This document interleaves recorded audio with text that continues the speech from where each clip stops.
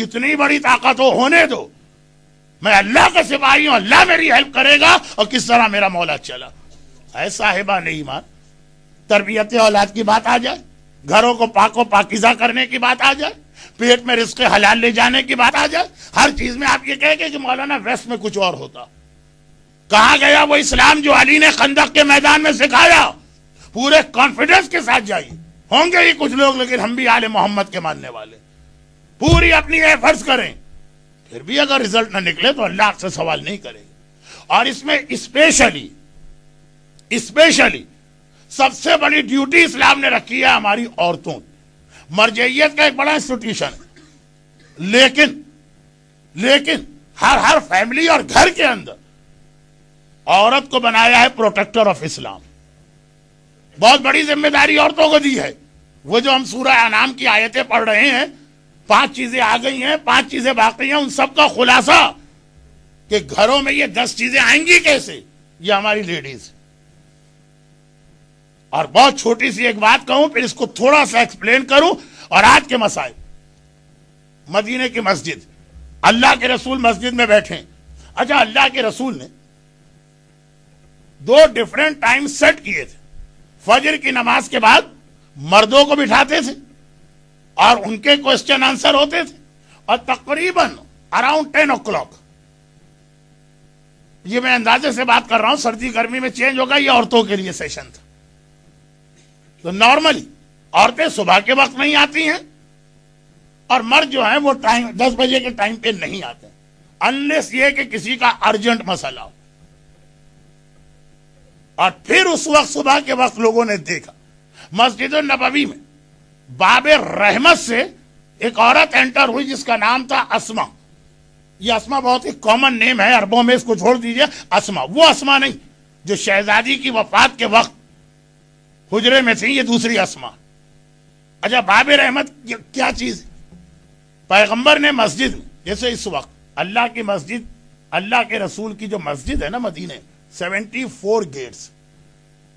Number 1 باب السلام، 73 باب جبرائیل، 74 باب بقی. ان میں سے ایک گیٹ کا نام ہے باب رحمت، گیٹ نمبر 3.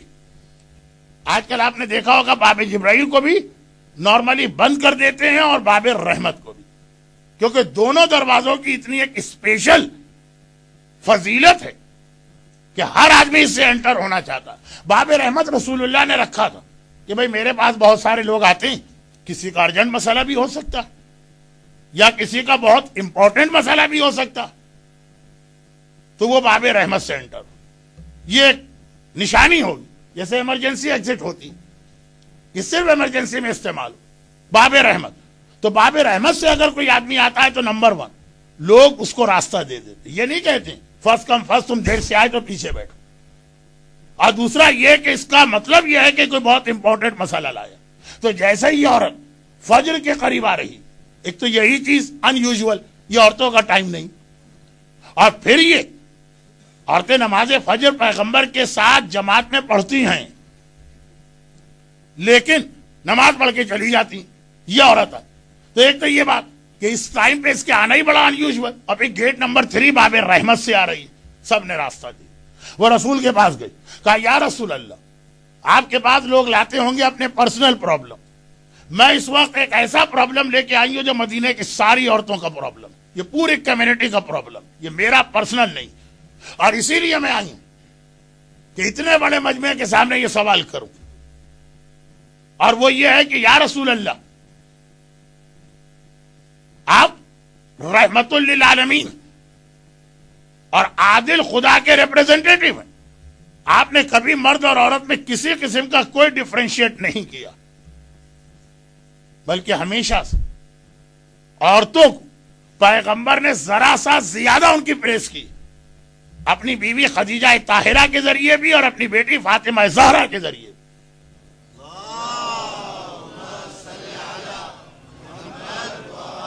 خدیجہ کے سارے فضائل بتا رہے کہ ایک عورت سارے مردوں سے سپیریئر، اور فاطمہ کے سارے فضائل بتا رہے کہ یہ عورت سارے مردوں سے سپیریئر. ایک آدھ فضیلت تو فاطمہ کی ایسی ہے کہ مولا کے لیے بھی نہیں. جب کبھی علی رسول کے پاس آتے ہیں، کسی ہسٹری میں نہیں لکھا کہ رسول کھڑے ہو کے رسپیکٹ دیتے. فاطمہ جب آپ کے پاس آتی ہیں رسول خدا کھڑے ہو کے فاطمہ کو رسپیکٹ دیتے ہیں.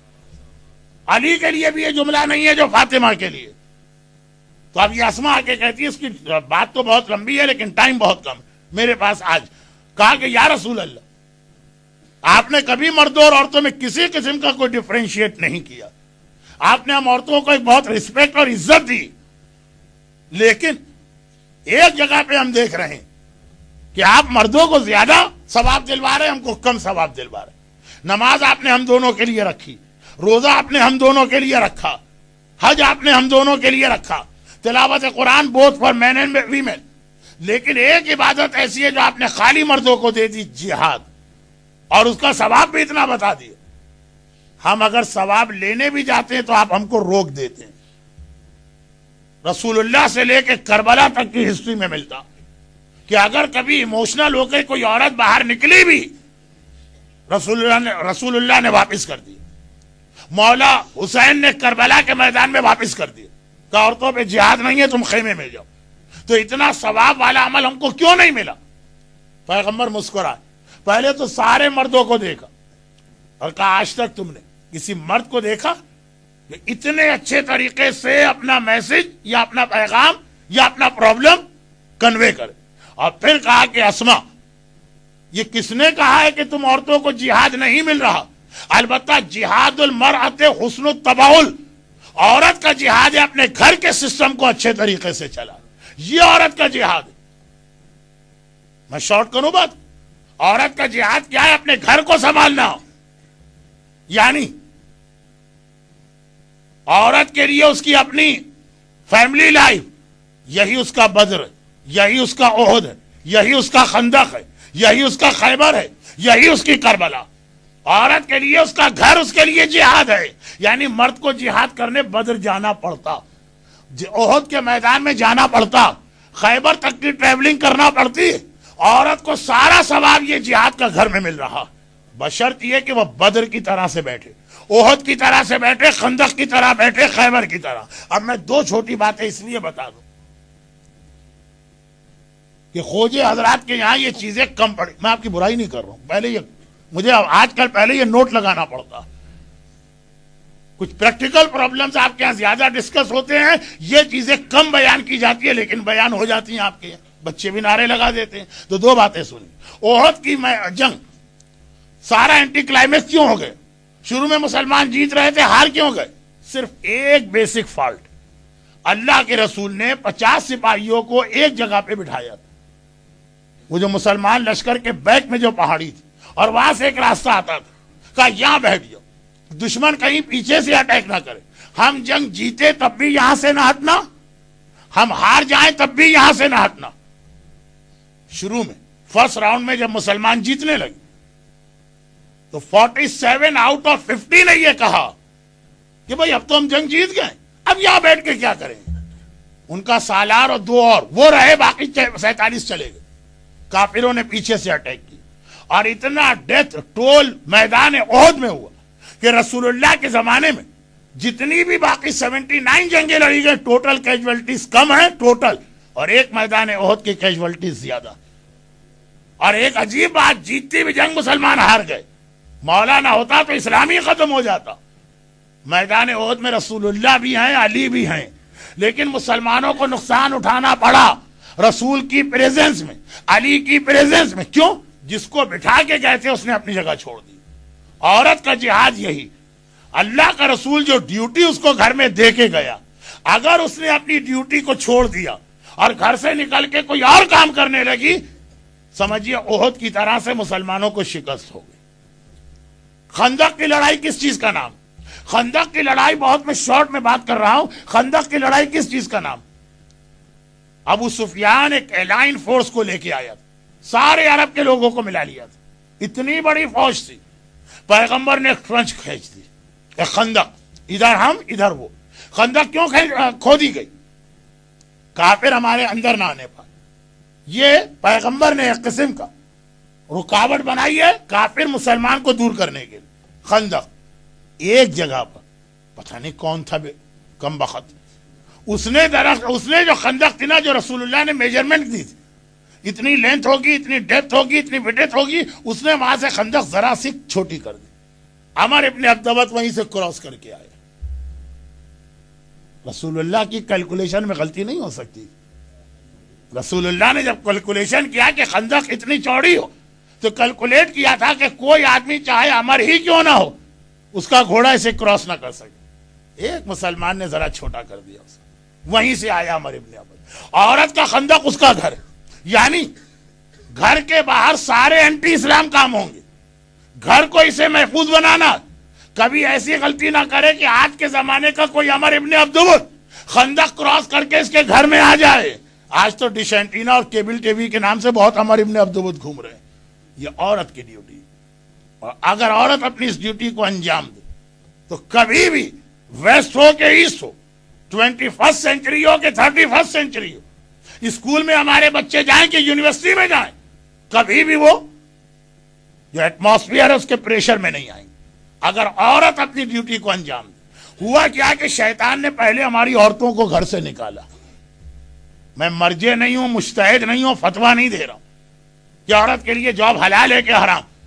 یہ بتا رہا ہوں کہ پہلے آپ کی زندگی کو اتنا مہنگا بنایا کہ مجبوراً ایک کی پگار یا سیلری سے گھر نہیں چلے گا, دوسرے کو بھی نکلنا پڑا.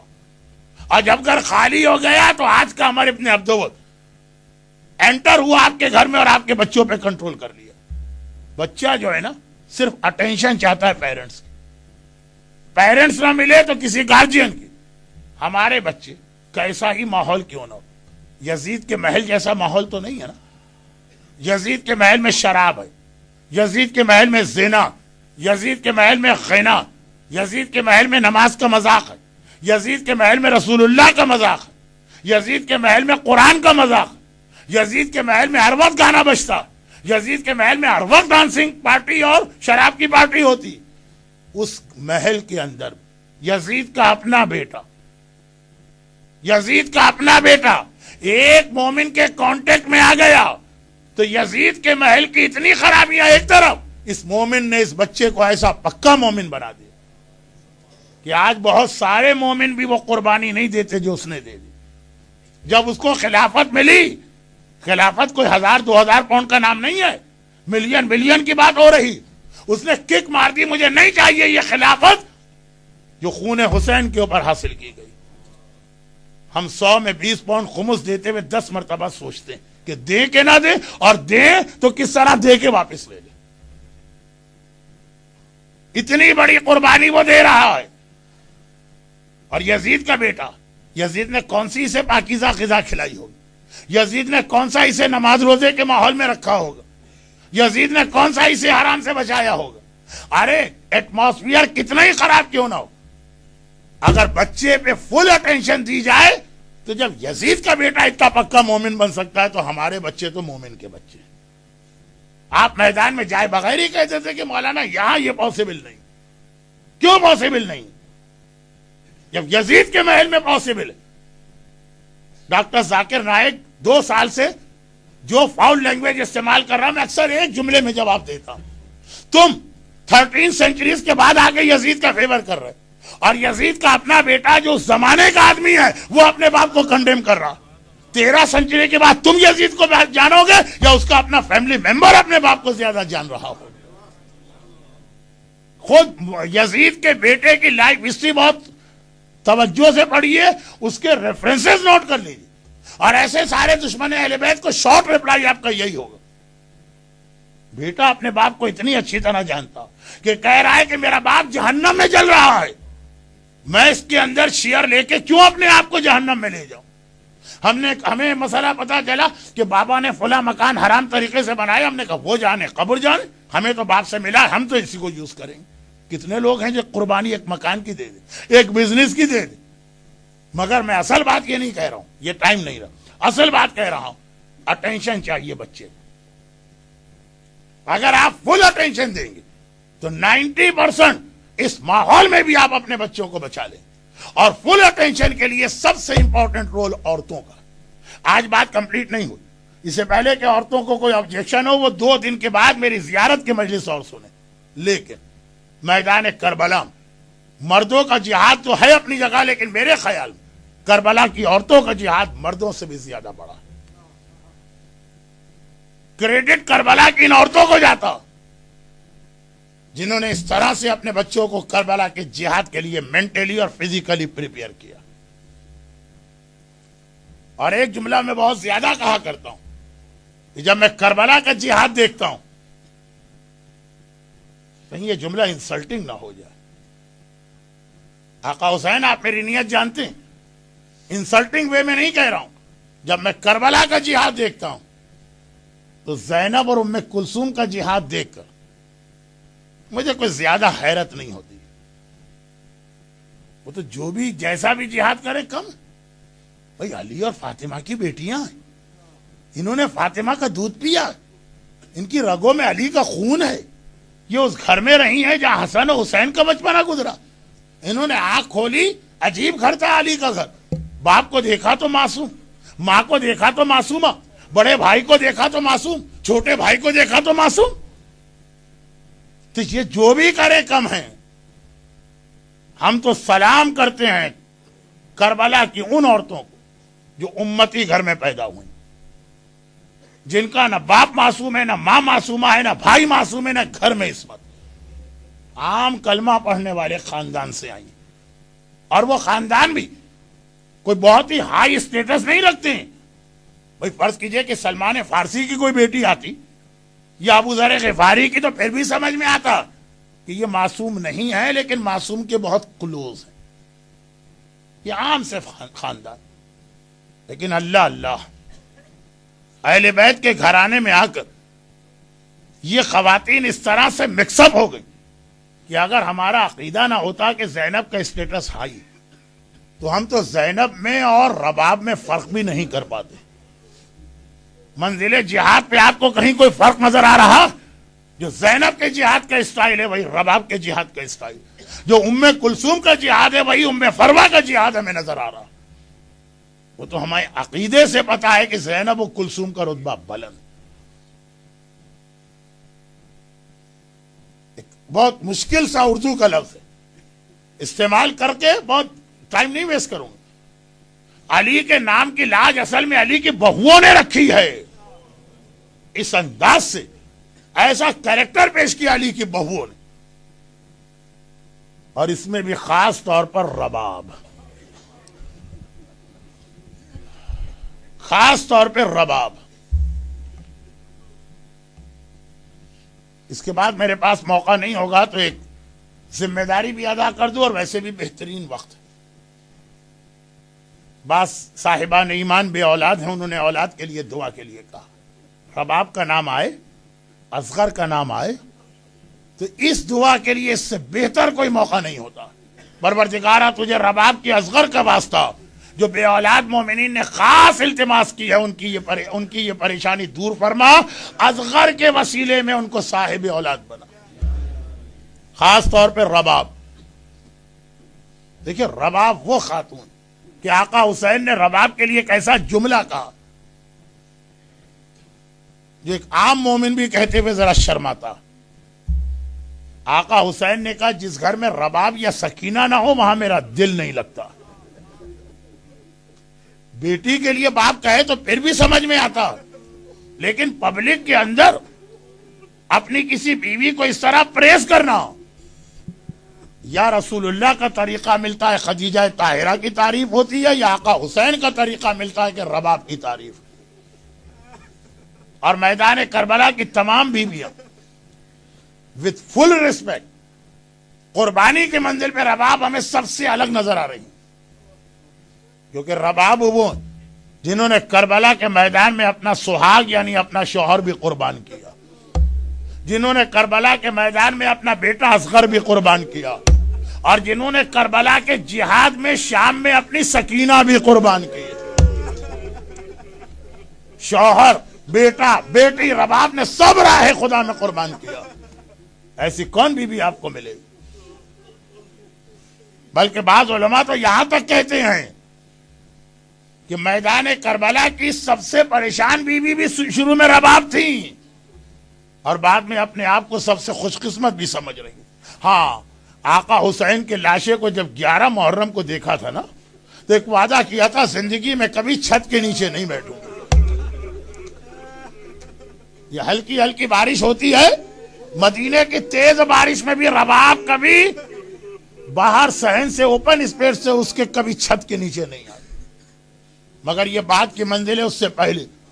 بعض علماء پڑھتے ہیں کہ شب عاشور، آج کی رات شب عاشور ہے نا، کربلا میں آج کی رات اور 24 گھنٹے کے بعد کی رات، کتنا بڑا چینج، کتنا بڑا انقلاب آ جائے گا.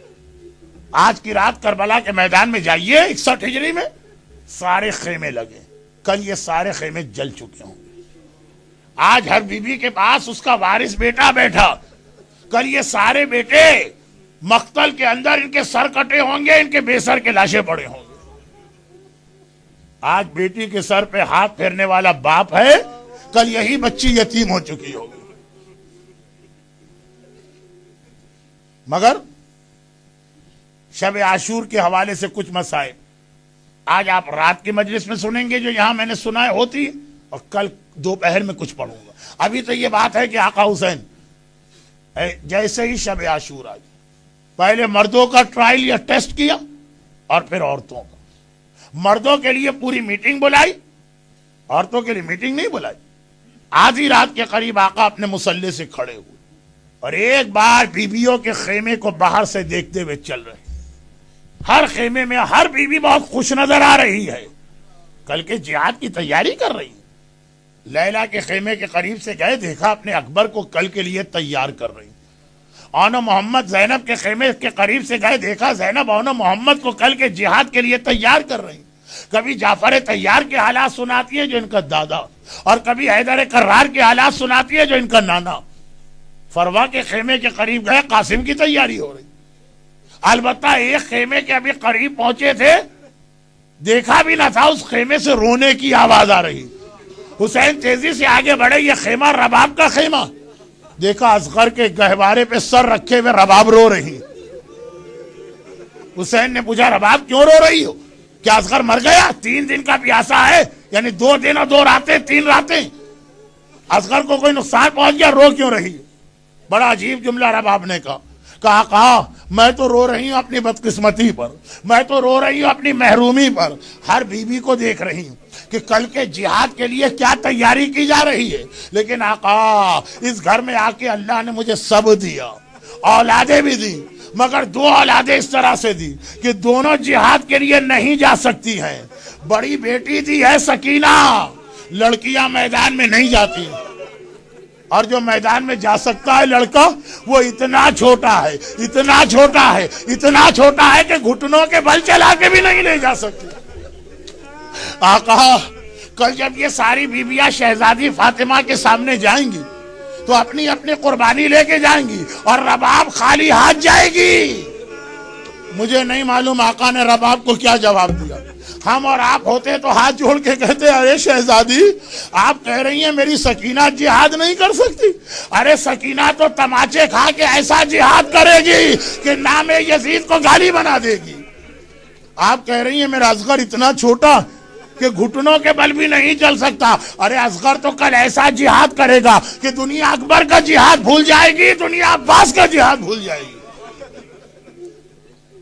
یہ خالی اوریٹری کا جملہ نہیں ہے.